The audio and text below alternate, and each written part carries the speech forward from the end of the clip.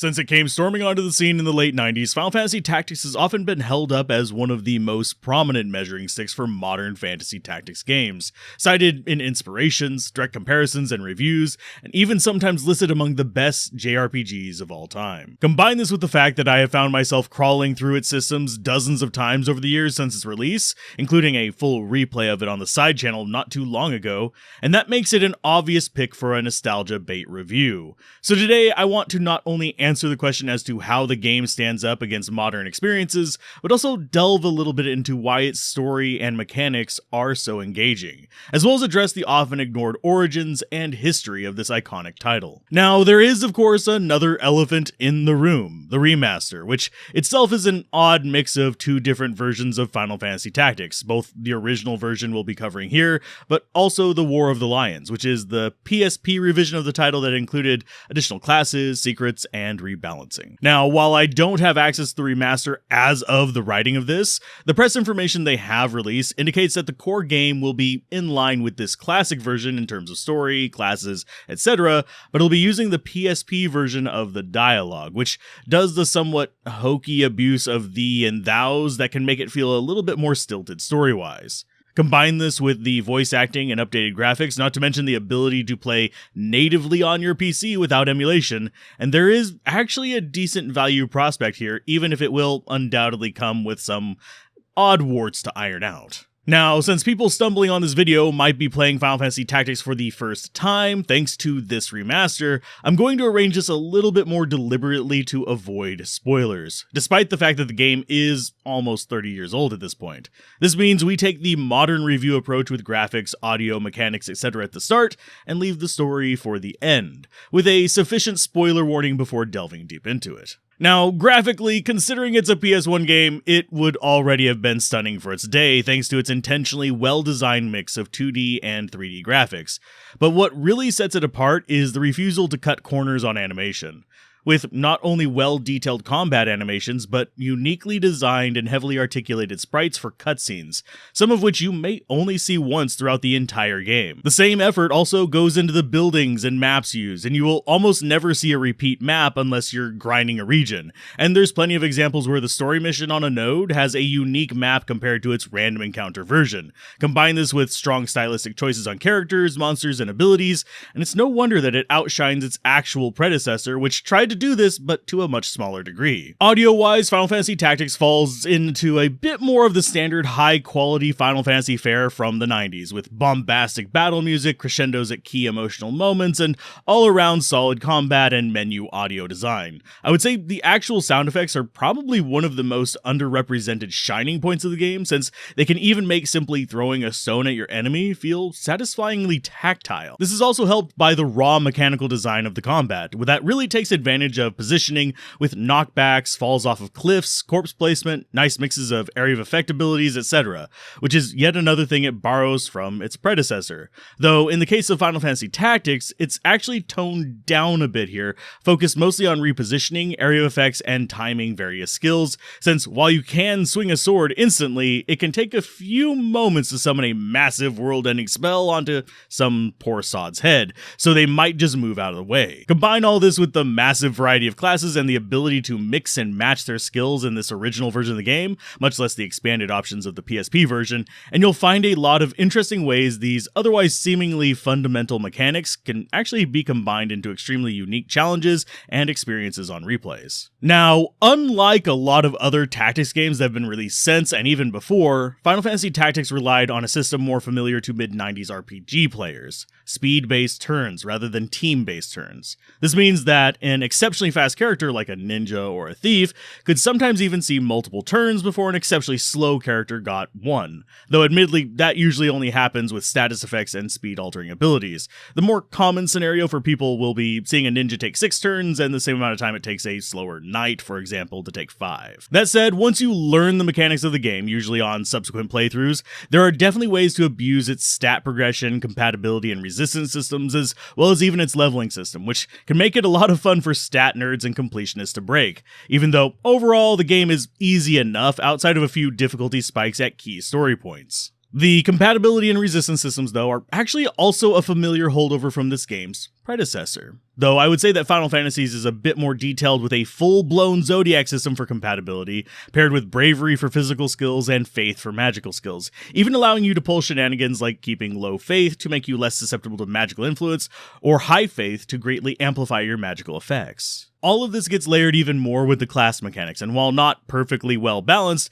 each of the classes really does feel unique and capable of adding some fun flavor to the field. Sure, stuff like the archer's charge ability is rather underwhelming, at least compared to a ninja zipping around stabbing people left and right, and a geomancer might feel extremely limited due to its terrain restrictions, at least until you get it fully unlocked.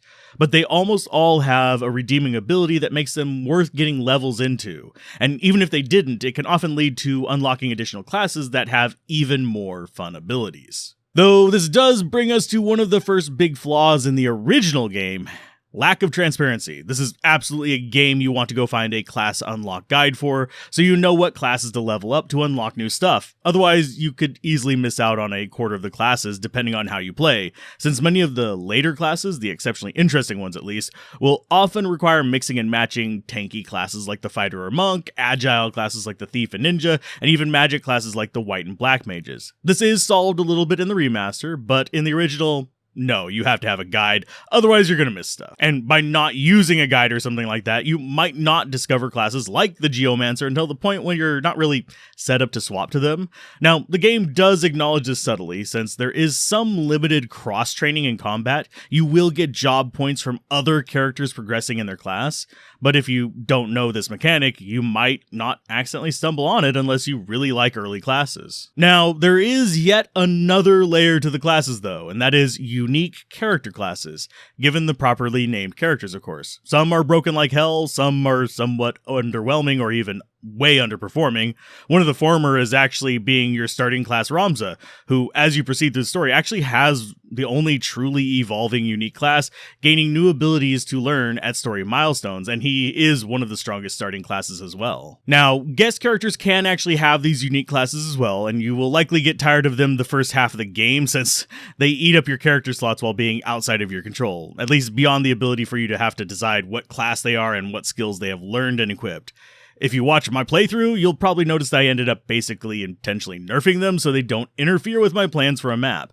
That is, unless I absolutely needed them to win. Now, all that said, this complicated yet interestingly mostly intuitive class system is frankly one of my favorite things about the game, since it adds so many layers to the ways to experiment, not to mention boosting replayability in a game that is otherwise a mostly linear experience outside of some of the optional side quests, occasional branching paths that go right back into the main, and secret unlocks that you likely won't find without a guide. And funnily, these side quests are a mechanic that I almost never hear mentioned. They're basically a side quest, rumor, task, whatever you want to call it system, but for the most part, this is just a way to get more experience for your B-list characters by sending them off to do a menial task while you travel or get stuff done on the map with your main characters. But some specific ones of these let you send people on them, and you can actually unlock new map areas with them, or get unique items that are otherwise unobtainium, find lore about the world and history that you would never see, and heck, can even be somewhat important for finding hidden characters you'd otherwise never see in game. In the original, this would be things like Cloud from Final Fantasy VII. And really, it's a great way of maintaining backup characters should the unthinkable happen with one of your more developed units, with them taking a permanent nap after being down for 3 turns. It's also something to do with the other unique characters you don't like using, but also don't want to get rid of for story or guilt reasons. Now, probably the last big system that definitely falls into the you'll love it or you'll hate it type deal is the equipment system, since while leveling up will boost your stats a bit, a large chunk of them will be coming from your gear, at least on your human characters, with late game gear increasing stuff like your health and mana many times over what you could achieve with base stats, at least on the human characters, like I said. Now, if you play like a normal person and just go through the game, maybe grinding if you hit a difficulty spike underprepared or something, but otherwise just progressing, you likely won't notice any problems with this. However, you grind and try to min-max, you'll need to be careful with your level, since random encounters scale to you, unlike most story battles. This means that you could easily encounter properly equipped high-level human enemies and high-level gear that you don't have anything comparable to. There are, of course, ways to subvert this and even use it, like stealing from them, breaking their items, or in some cases just recruiting monsters that scale a bit better, since they can't wear most equipment anyway, so they just get raw stats and skills to make up for it. It's not insurmountable, but it can be annoying if you're going into it without this bit of knowledge. Now, you may be thinking at that point, wait, you can recruit monsters? Yes, you can. There are a few methods for it as well, and it also comes with some unique aspects. Instead of progressing through classes, the monsters actually have color-swapped variants with different abilities at different levels, so a red chocobo can cast meteors at a decent level, while a yellow chocobo gets heals. And no, they don't transition between them themselves, but they are born with their specific ability set in mind. And you can even get varieties of enemies that you may not be able to encounter until much later if you can get one of their early variants to lay the egg for the later variant. And all of this is because monsters have their own propagation mechanics. Namely, they have a chance to lay eggs each day you travel in the world, so you can walk back and forth and make more eggs. And over time, those eggs hatch into a variant of their parent species. So yes, that yellow chocobo you got near the start of the game, you could get a red or purple or other color one if they add any in the remaster to randomly spawn over the course of days. This does also get slightly annoying, since if you don't manage your roster, you can end up with enough eggs that you could make a grocer jealous. This is solved again in the remaster to an extent, but not the original. Now, that said, monsters also have a few other unique mechanics, such as hunting pelts to get items for a special shop, or even using them with a specific class to give them access to special abilities when they're near this specific human character. Is it worth it pursuing these? Usually no, but it is a fun alternative way to play, in spite of being slightly more challenging than running a pure human party. Now, all that said, we are quickly approaching the spoilery part of this, but the minimal spoiler version of the story is that we are essentially following the journey of a disenfranchised noble who grows and adapts over time, and ultimately have a traditional Final Fantasy ending of revelations and mild tear-jerking, and story-wise it delivers on the 90s Squaresoft formula quite well, and if you enjoyed the numbered Final Fantasies between about 4 and 10, you'd probably enjoy this one too. The dialogue can be a bit funky at times, regardless of which version you play, with little money points slowing things down, or mistranslations in the original version that can make it mildly confusing on the first read without context, but overall I do prefer the original translation hands down over the thee thou though from whenceforth it doth come stuff from the PSP version. Now, the more spoilery version of the story though is one of much deeper betrayals, manipulations, growth, family, royalty, nobility, war, etc. You start as a half-noble with your best friend who is a peasant, or at least close to it, as you joined a group to restore order to the chaos and strife formed by the fissure between nobles and commoners after a war. The first chapter has you entering a flashback after the introductory battle, getting briefed, dealing with some thieves, getting used by a disenfranchised noble who views you as his way back to power and lacrosse sticks, and generally establishing the key players, even showing off a few fake antagonists that serve as character growth points and fissures between you and your best friend Delita. This first act generally feels a bit slow burn. This is mostly because it wants to establish who you were and how you ended up where you are now. And the bodies you see drop along the way, whether that's the leader of a rebellion, your best friend's sister, the end of another family's line, etc., all serve as anchor points for this. While each point with the characters makes it feel like they are important to the world, it is key to realize that this is the beginning of the snowfall. So many individual points simply end here in spite of their importance, and this helps the world establish its unfairness, as well as drive home the point that while all these grand aspirations exist, they often mean nothing in the grand scheme of a lifetime, much less the time between this story and the historian relaying it to us. As you move into the second act, you'll have learned why you are now a mercenary instead of recognized as a proper noble. You'll encounter good and bad people. You'll have seen a friend you thought was dead. You'd have learned about so many other things that happened in the world, and then you will begin learning more about the other big actors in the world, the church, other kingdoms, etc. You'll learn a bit about Delita's motives, who supports him, who influences him, who is causing his actions to be the way they are. And Act 2 is where you'll start really seeing the restrictions of the game fall off, and feel a lot more agency about your party, your exploration of the world, and your objectives. You'll also start encountering some of the toughest battles in the game, at least in my opinion, as you learn about the grand scheme that even extends beyond the desires of the humans of your age. The Zodiac Braves, the history of religion in the world, etc. start to get drawn up. This act feels much tighter than the first act, with strong core stories, a definite direction you should be heading, instead of peppering and establishing a set of characters. This focuses more on building up the call to action and the fear of conspiracies that could destroy the world. It's your hint that yes, in this Final Fantasy, you will yet again punch God, maybe even literally if you like the monk class. This is because this is where the Zodiac Stones first establish their presence and show off their power, with one of the toughest battles in the game, mind you. And also, this is the point where people rage quit. Though, if you get past it, the rest of the game is much more reasonable and less restrictive in situations where it pumps up the difficulty. And if you get through all that, Act 3 moves us to a point where we know that we have to stop the conspiracy. We deal with our sister finally, and we learn about the depth of the conspiracy and encounter characters interested in counteracting it. Running across even more Zodiac demons, assassins, helping out innocent people on our journey, and trying to avoid persecution by the church, of which we have been labeled enemies. The content of this chapter, while dancing around Ramza's story, does actually shift back to establishing a lot of other characters in this ever-changing landscape.